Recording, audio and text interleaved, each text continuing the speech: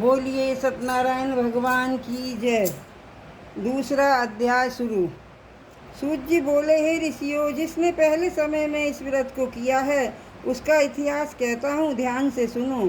सुंदर काशीपुरी नगरी में एक अत्यंत निर्धन ब्राह्मण रहता था। वह भूख और प्यास से बेचैन हुआ नित्य पृथ्वी पर घूमता था। ब्राह्मणों से प्रेम करने वाले भगवान ने ब्राह्मण को दुखी देखकर बूढ़े ब्राह्मण का रूप धारण कर उसके पास जाकर आदर के साथ पूछा, हे विप्र, नित्य दुखी हुआ पृथ्वी पर क्यों घूमता है?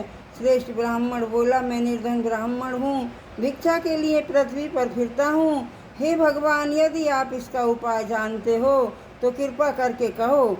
वृद्ध ब्राह्मण बोला कि सत्यनारायण भगवान मनवांछित फल देने वाले हैं, इसीलिए हे ब्राह्मण, तू उनका पूजन कर, जिनके करने से मनुष्य सब दुखों से मुक्त होता है। ब्राह्मण को व्रत का सारा विधान बतलाकर बूढ़े ब्राह्मण का रूप धारण करके करने वाले सत्यनारायण भगवान अंतर ध्यान हो गए। जिस व्रत को वृद्ध ब्राह्मण ने बताया था मैं उसको करूँगा, यह निश्चय करने पर उसे रात में नींद नहीं आई। वह सवेरे उठ सत्यनारायण भगवान के व्रत का निश्चय कर भिक्षा के लिए चला। उस दिन उसको भिक्षा में बहुत धन मिला, जिससे बंधु बांधवों के साथ उसने श्री सत्यनारायण का व्रत किया। इसके करने से वह विप्र सब दुखों से छुटकर अनेक प्रकार की संपत्तियों से युक्त हुआ।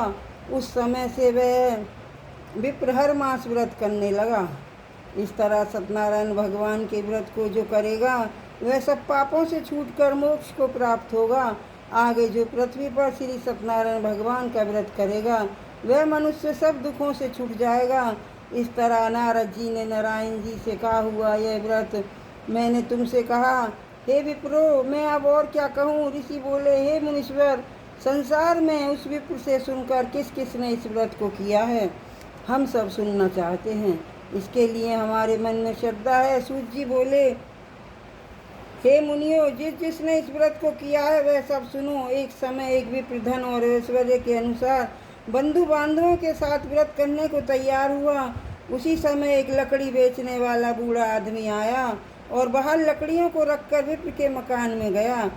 प्यास से दुखी लकड़हारा उनको व्रत करते देखकर विप्र को नमस्कार कर कहने लगा कि आप ये क्या कर रहे हैं और इसको करने से क्या फल मिलता है, कृपया मुझसे कहो। ब्राह्मण ने कहा, सब मनोकामनाओं को पूरा करने वाला यह श्री सत्यनारायण भगवान का व्रत है। इसकी ही कृपा से मेरे यहाँ धन धान्य की वृद्धि हुई है। विप्र से इस व्रत के बारे में जानकर लकड़हारा बहुत प्रसन्न हुआ। चन्नामृत ले और खाने के बाद अपने घर को गया। लकड़हारे ने अपने मन में इस प्रकार का संकल्प किया कि आज गांव में लकड़ी बेचने से जो धन मिलेगा उसी से सत्यनारायण भगवान का उत्तम व्रत करूंगा। यह मन में विचार कर वह बूढ़ा आदमी लकड़ियां अपने सिर पर रखकर नगर में धनवान लोग रहते थे ऐसे सुंदर नगर में गया। उस रोज वहाँ पर उसे उन लकड़ियों का दाम पहले से चौगुना मिला। तब वह बूढ़ा लकड़हारा दाम ले और अति प्रसन्न होकर पक्के केले की फली, शक्कर, घी, दूध, दही और गेहूं का चूर्ण इत्यादि श्री सत्यनारायण भगवान के व्रत की कुल सामग्रियों को लेकर अपने घर गया।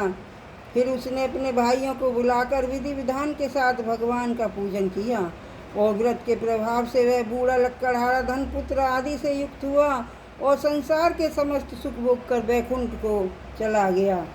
बोलिए सत्यनारायण भगवान की जय।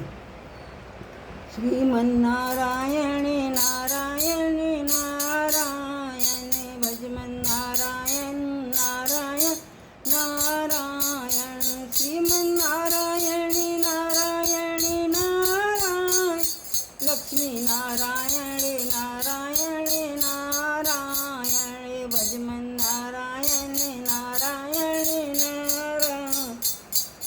बोलिए सत्यनारायण भगवान की जय।